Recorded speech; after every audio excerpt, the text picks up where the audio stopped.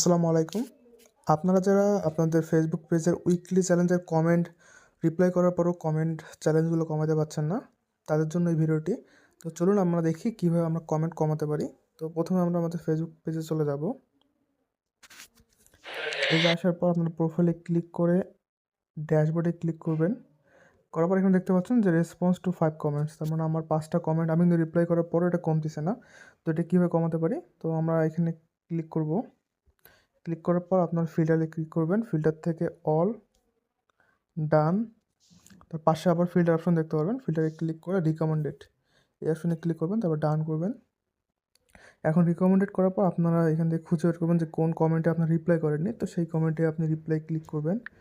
তো reply click করার পর আপনারা আবার এখানে রিপ্লাইতে ক্লিক করবেন। আপনারা এখানে রিপ্লাই ক্লিক করবেন। রিপ্লাই ক্লিক করার পর আপনারা সুন্দর একটি রিপ্লাই কমেন্ট করবেন। তো আমি এখানে থ্যাঙ্কস কমেন্ট করলাম। আমি এভাবে কমেন্ট করলাম। তো আপনারা চেষ্টা করবেন আপনার যতগুলো কমেন্ট মিস হয়ে গেছে আপনারা সেই কমেন্টগুলো রিপ্লাই করার চেষ্টা করবেন। তো করার পর আমি এটা কেটে দেবো, আপনারা একদম কেটে দেবেন। তো রিফ্রেশ করবেন, করার পর আবার আপনার ফেসবুক পেজে ব্যাক আসবেন।